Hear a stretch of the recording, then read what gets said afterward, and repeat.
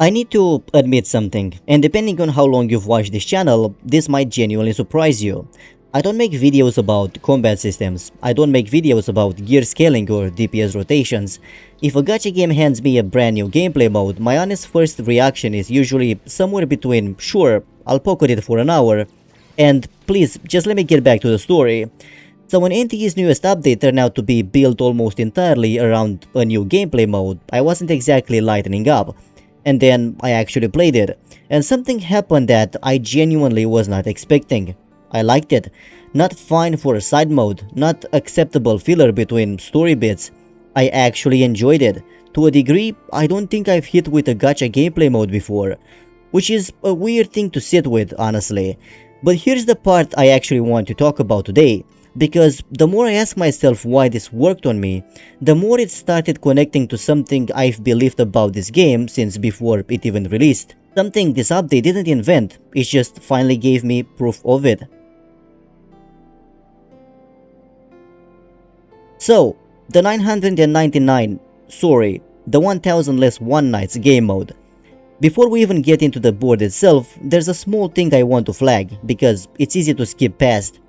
The update doesn't open by yanking you into a disconnected side mode, it opens where the main story actually left off.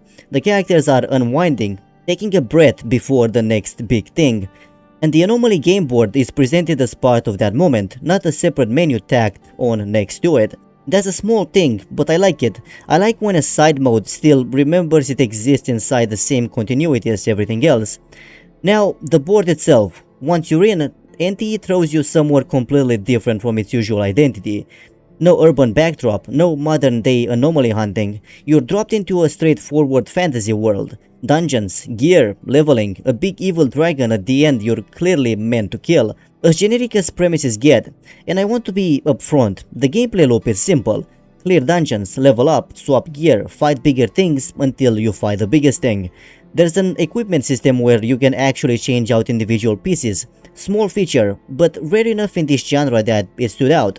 Doesn't go deep, I wish it did. Even shallow, it added something. Instead of the usual character rotation combat, you're just mowing down through rows of enemies. No juggling a squad, no timing swaps, just plow forward. And there's a specific feeling this mode has that's hard to fake in a description. Depending on what equipment you've actually built around, you get different effects tied to your kit.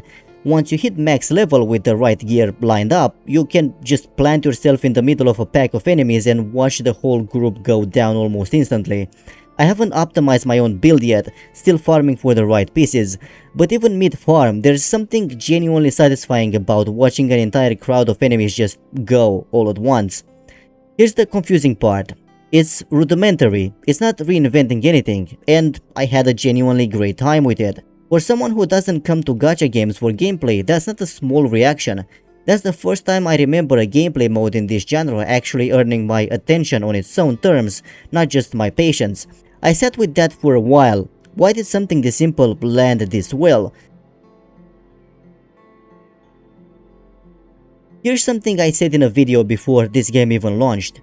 Back then I talked about the potential in NTE's setting, what it could actually let them do with storytelling that most gacha games couldn't touch. At the time, that was a prediction, and here's what I think this game is capable of if they actually use it. 1000 Less One Nights is the first time I felt like I got real proof. NTE's setting isn't just a cool aesthetic, it's a machine built to generate almost anything. Think about what an anomaly actually is in this world.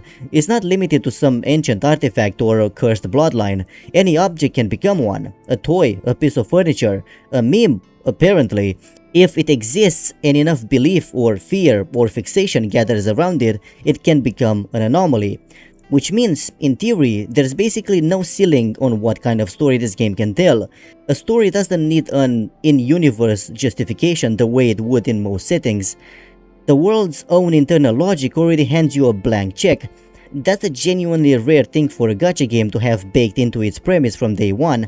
But believing that on paper is easy, actually watching a game use it constantly without turning into a chaotic pile of disconnecting genre exercises is the harder thing to prove. And that's exactly what 1000 Less One Nights just did. because they didn't use this infinite possibility setting to tell another anomaly hunting story in a slightly different neighborhood. They used it to build a completely standard fantasy world. Dragons, dungeons, cursed armor, the whole genre package dropped wholesale into a franchise that spent its entire life in an urban setting. And it still made sense. It didn't feel like a random detour, it felt like the world doing exactly what its own premise always said it could do.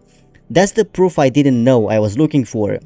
Now, I don't want to oversell this. Being able to generate any theme doesn't automatically mean every theme will cohere. You still need a through line, some connective tissue holding these wildly different stories together, or it just becomes noise wearing the costume of ambition. That risk is real, and it doesn't go away just because this one worked. So far though, they've respected that line. Except, a setting proving itself is one thing. The real test, the one that actually matters, is whether that same setting can still make you care about the person inside it. And that's where I have to talk about Shinku. Full disclosure, I'm a sucker for dragons, always have been. So the second Shinku showed up, dragon inspired design and all, I was already a little biased in her favor. But bias aside, here's what actually impressed me. They could have used her as a launch vehicle for the gameplay mode and nothing more.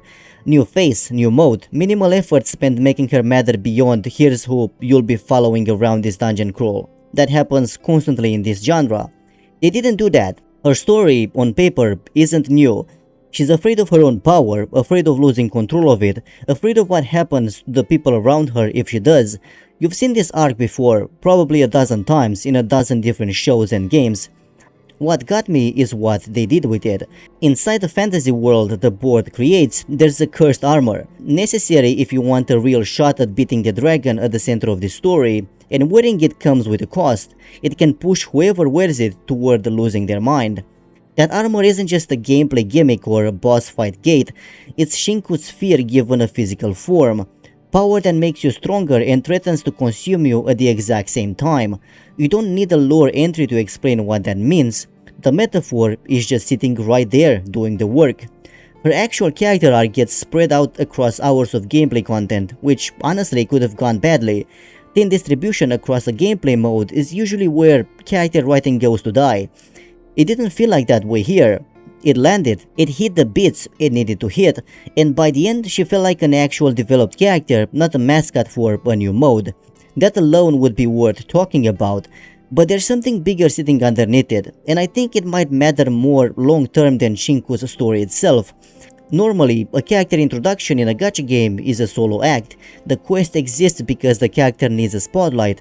Whatever mechanics show up are in service of that one story, and that's it. Here, they fused an entirely new gameplay mode with a character introduction, and neither one got smaller because of it. The mode didn't feel like an excuse to attach Shinku to something. Shinku's story didn't feel diluted by carrying a new system on its back. I'm not sure I've seen that pulled off this cleanly in this genre before. Given that this board is explicitly built to be reshaped, different worlds, different casts, different genre skins depending on who's playing it, I think this could become a genuine pattern, a new way to introduce characters outside the main story, without either the mechanics or the writing eating the other alive.